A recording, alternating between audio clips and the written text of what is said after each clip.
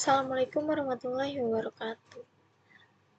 Saya di sini akan mempresentasikan mata kuliah Interpersonal dan Anti Korupsi yang dipimpin oleh Dr. Spencer Ripplehout Hutapea.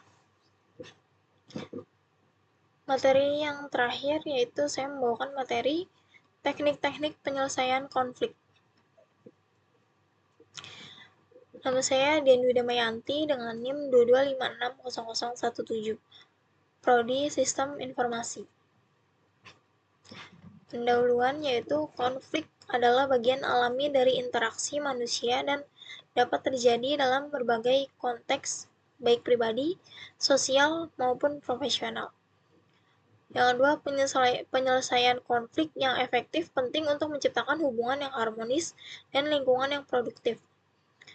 Yang terakhir, dalam presentasi ini, kita akan membahas beberapa teknik penyelesaian konflik yang dapat digunakan untuk mengelola dan menyelesaikan konflik secara konstruktif. Kita mengenali dulu apa itu konflik. Konflik adalah perbedaan pendapat, nilai, atau tujuan yang melibatkan dua pihak atau lebih yang memiliki ketidaksepakatan atau pertentangan. Konflik sendiri dapat terjadi dalam berbagai bentuk, baik dalam hubungan personal, kelompok, maupun organisasi. Contoh konfliknya yaitu konflik di tempat kerja antara dua rekan kerja yang memiliki pandangan berbeda dalam cara menyelesaikan tugas. Masuk ke jenis-jenis konflik.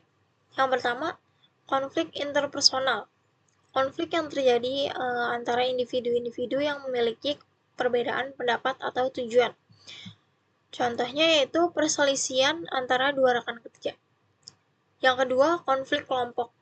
Konflik yang terjadi antara dua kelompok atau lebih dalam suatu organisasi.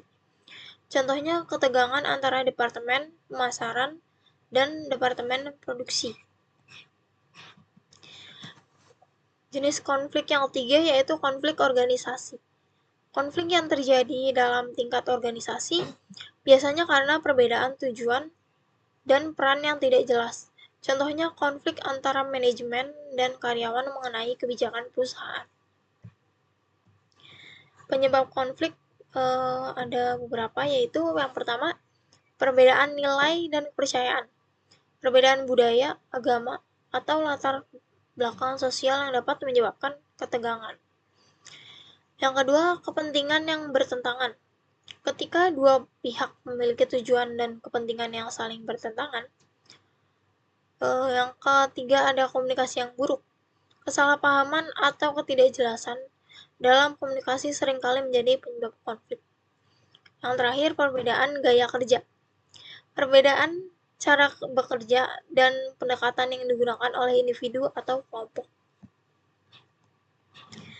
Teknik-teknik penyelesaian konflik. Yang pertama ada negosiasi.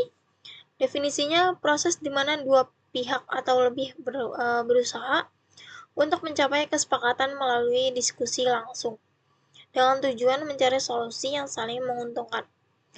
Contohnya, dua tim pemasaran dan penjualan dalam sebuah perusahaan bernegosiasi untuk menentukan anggaran promosi yang adil bagi keduanya. Yang kedua, mediasi. Definisinya proses penyelesaian konflik dengan melibatkan pihak ketiga yang netral untuk membantu kedua belah pihak berkomunikasi dan mencapai kesepakatan. Contohnya, seorang mediator membantu menyelesaikan konflik antara dua karyawan yang saling berselisih mengenai pembagian tugas dalam proyek tim. Yang ketiga ada arbitrase. Definisinya teknik penyelesaian konflik di mana pihak ketiga yang berkompeten mendengarkan kedua belah pihak dan memberikan keputusan yang mengikat. Contohnya dalam kasus sengketa kontrak antara dua perusahaan, arbitrator memutuskan hasil yang dapat diterima oleh kedua belah pihak. Yang keempat ada kolaborasi. Definisinya teknik penyelesaian konflik yang melibatkan kerjasama antara pihak yang berkonflik untuk mencari solusi win-win yang memuaskan kedua belah pihak. Contohnya dua rekan kerja yang memiliki perbedaan pandangan bekerja bersama-sama untuk merancang rencana proyek yang menggabungkan elemen dari kedua perspektif mereka. Contoh kasus penyelesaian konflik. Kasus pertama, negosiasi dalam pengaturan anggaran.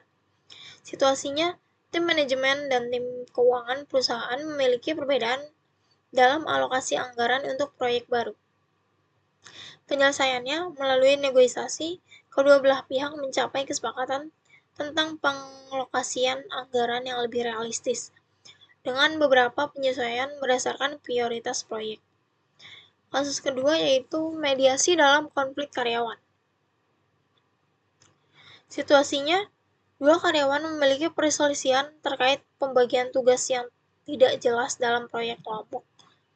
Penyelesaiannya yaitu seorang mediator membantu mereka untuk berkomunikasi lebih terbuka dan menemukan solusi yang memadai terhadap pembagian tugas yang lebih jelas dan adil. Kasus ketiga yaitu arbitrase dalam sengketa kontrak. Situasinya, dua perusahaan terlibat dalam sengketa kontrak yang tidak dapat diselesaikan secara langsung. Penyelesaiannya yaitu seorang arbitrator ditunjuk untuk mendengarkan argumen kedua belah pihak dan memberikan keputusan yang mengikat, menyelesaikan masalah dengan cara yang sah secara hukum. Kesimpulan yang dapat diambil yaitu penyelesaian konflik yang efektif sangat penting untuk menciptakan hubungan yang sehat dan produktif, baik dalam kehidupan pribadi maupun profesional. Teknik-teknik seperti negosiasi, mediasi, arbitrase, kolaborasi, dan kompromi masing-masing memiliki kekuatan dan situasi yang sesuai. Yang terakhir, menggunakan teknik yang tepat sesuai dengan jenis konflik dapat membantu mengurangi ketegangan dan menghasilkan solusi yang adil bagi semua pihak yang terlibat.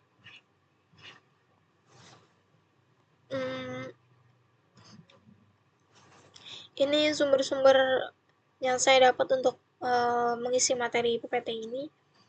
Ada 5 sumber.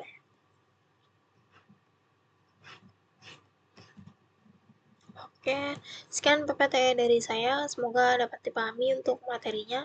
Mohon maaf jika ada salah kata dan saya ucapkan terima kasih.